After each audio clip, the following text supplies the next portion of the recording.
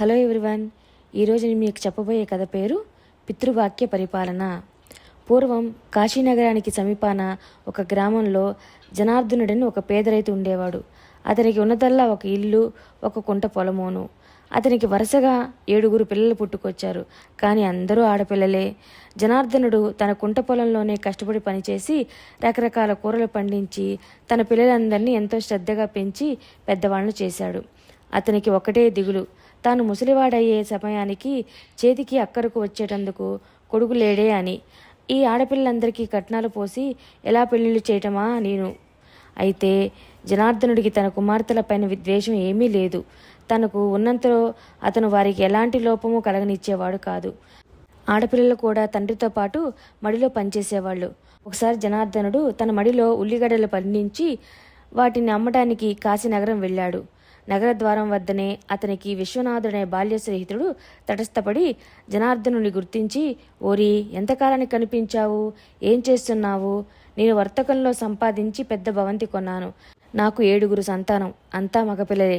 నీకేపాటి సంతానం అని ప్రశ్నలు కురిపించాడు. నేను మడిదుండుకు బతుకుతున్నాను. నాకు 7 పిల్లలు, 4 అబ్బాయిలు, 3 అమ్మాయిలును అని జనార్దనుడు తన బాల్యమిత్రుడితో అబద్ధం ఆడాడు. తనకు ఒక్క కొడుకు లేడని చెప్పడానికి జనార్దనుడికి నామూషి అయ్యింది. కాస్త అబద్ధం చెప్పినందువల్ల ఏం నష్టం రాబోయిందిలే అనుకున్నాడు అతను. కానీ ఆ మాట వినగానే విశ్వనాథుడు, బేష్, నాకు ఒక ఉపకారం చేస్తావా? నా చిన్న కొడుకు ఈ మధ్య కాయిలా పడి కోలుకుంటున్నాడు. వాడికి తోడుగా ఉండటానికి నీ కొడుకుల్లో ఒకడిని పంపుదు, నీకు పుణ్యం ఉంటుంది అన్నాడు. జనార్దనుడు అడకత్తెలో చిక్కున్న పోకలాగా అయిపోయి, చూద్దాంలే అన్నాడు. చూడటం కాదు, తప్పక పంపు. మన మధ్యలాగే మన పిల్లల మధ్య కూడా స్నేహం ఏర్పడుతుంది అన్నాడు విశ్వనాథుడు. జనార్దనుడు నగరంలో తన పని ముగించుకొని ఇంటికి తిరిగి వస్తూ తన స్నేహితుడు కోరిక తీర్చడానికి ఉపాయమే లేదా అని ఆలోచిస్తుండగా తన ఆడపిల్లల్లో ఒకరికి మగవేషం వేసి పంపితే సమస్య తీరిపోతుందని అనిపించింది. అతను ఇంటికి వచ్చి తన కుమార్తెలను ఒక్కొక్కరిని పిలిచి జరిగిన సంగతి చెప్పి, అమ్మా, నువ్వు జుట్టు జలపాల కింద కత్తిరించుకొని మగదుస్తులు వేసుకొని 4 రోజుల పాటు విశ్వనాథుడి కొడుకుకు తోడుగా ఉంటావా అని అడిగాడు. వరుసగా 6 ఆడపిల్లలు ఈ పనికి నిరాకరణ తెలిపారు. ఆడపిల్లలు జుట్టు కత్తిరించుకోవడం అశుభం అన్నారు. మగవేషం వేసుకోవడం సిగ్గుచేటు అన్నారు. పరువైన ఆడవాళ్లు ఎవరు అటువంటి పనులు చేయరని, అలా చేసిన వాళ్ళకి ఆ తర్వాత పెళ్లిళ్ళు కూడా కావని అన్నారు. అదంతా నిజమే కనుక జనార్దనుడు ఏమీ వాళ్ళని అనలేకపోయాడు. అతని ఆఖరు కుమార్తె శశి అనేది మటుకు తండ్రి చెప్పినట్టు చేయడానికి ఒప్పుకున్నది. నాన్న, నువ్వు మా కోసం పడిన కష్టానికి ప్రతిఫలం ఏమీ ఇవ్వలేదు. అందుచేత నీ కోసం ఏం చేయమన్నా చేస్తాను అన్నదామే. శశి తన జుట్టును మెడ వరకు కత్తిరించుకొని మగదుస్తులు ధరించి చెప్పులు తొడుక్కొని చేతి కర్ర పట్టుకొని కాశీనగరంలో ఉన్న విశ్వనాథుడి ఇంటికి వెళ్ళింది. ఆ ఇల్లు రాజసౌధంలాగా ఉంది. తన బాల్యమిత్రుడి కొడుకు తన మాట తీసేయకుండా వచ్చినందుకు విశ్వనాథుడు చాలా సంతోషించి శశిని తన ఆఖరు కొడుకైన సుదర్శనుడి వద్దకు పంపాడు. సుదర్శనుడు ఇప్పుడిప్పుడే కోలుకుంటున్నాడు. మగవేషంలో ఉన్నప్పటికీ శశిని చూస్తూనే అతను ఆమె ఆడదని అనుమానించాడు. ఆ అనుమానం రోజురోజుకి పెరగసాగింది. శశి అస్తమానం అతనికి ఏవేవో కబుర్లు చెప్పేది, సపర్యలు చేసేది. ఆమె దగ్గర ఉండటం మూలాన సుదర్శనుడికి ఉత్సాహం వచ్చి ఆరోగ్యం మరింత శీఘ్రంగా చేకూరింది. అయితే అతనికి ఒక వ్యాధి పోయి ఇంకొక వ్యాధి సోకినట్టయింది. ఎందుకంటే సుదర్శనుడు తన మిత్రుడు శ్రీ అని తెలుసుకోవడమే కాక ఆ స్త్రీని ప్రేమించడం కూడా ప్రారంభించాడు. ఈ ప్రేమను తన మనసులోనే దాచుకొని అతను విచారంతో కుమిలిపోసాగాడు. సుదర్శనుడిలో కలిగిన ఈ మార్పు అతని తల్లి గమనించి, ఎందుకింత విచారంగా ఉంటున్నావు? నీకేం కావాలి అని అడిగింది. అమ్మా, జనార్దనుడి కొడుకునని చెప్పుకుంటూ నాతో స్నేహంగా ఉన్న మనిషి ఆడపిల్ల. నేను ఆమెను ప్రేమిస్తున్నాను. మగవాడిలాగా తిరుగుతున్న ఆమెతో నా ప్రేమ ఎట్లా చెప్పుకునేది? ఏం చేయడానికి నాకు పాలుపోవడం లేదు. నువ్వేదైనా మార్గం చెప్పు అన్నాడు సుదర్శనుడు. ఆ అబ్బాయి నిజంగా ఆడపిల్ల అయితే ఆ సంగతి సులువుగానే బయటపెట్టవచ్చు.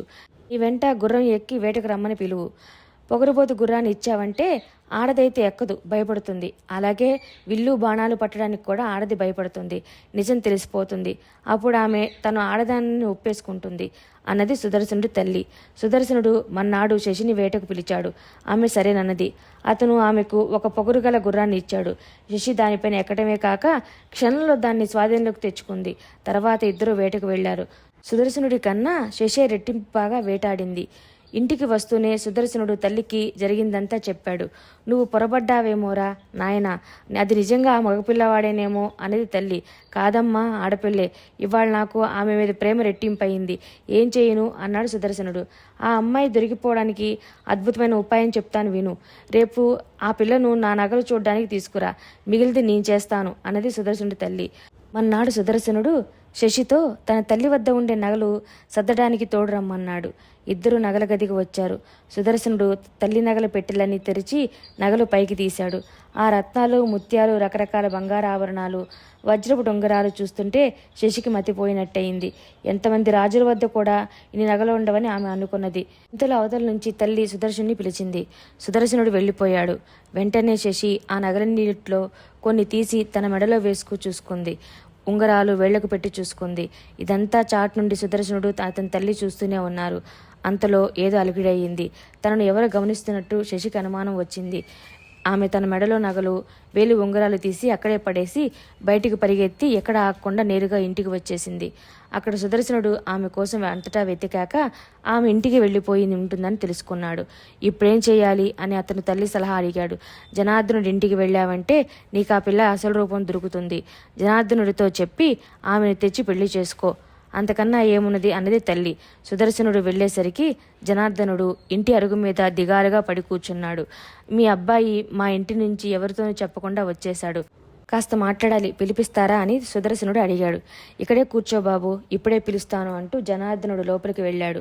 అప్పటికే శశి వేషం మార్చుకుని తనకున్న నగలు 4 పెట్టుకొని ఉన్నది. ఆమె గబాగబా తన నగలు తీసేసి తాను అంతకు మునుపు విడిచేసిన మగదుస్తులు ధరించి బయటకు వచ్చింది. కానీ పాపం ఆమె తన చెవికున్న పోగులు తీయడం మర్చిపోయింది. సుదర్శనుడు వాటికేసి చూసి నవ్వాడు. ఆమె తన చేతులతో చెవులను కప్పుకొన్నది. ఇక నీ రహస్యం రాగదు. నిన్ను నేను పెళ్లాడాలని నిశ్చయించుకున్నాను. మా ఇంటికి పోదాం పద అన్నాడు సుదర్శనుడు. ఈ పెళ్లికి మీ తండ్రి గారి అనుమతి అయ్యిందా నాయనా అని జనార్దనుడు సుదర్శనుడిని అడిగాడు. లేదు, కావలసి వస్తే మీరు కూడా మా వెంట వచ్చి మా నాన్నను అడగండి అన్నాడు సుదర్శనుడు. అతని వెంట శశి, జనార్దనుడు వెళ్ళాడు.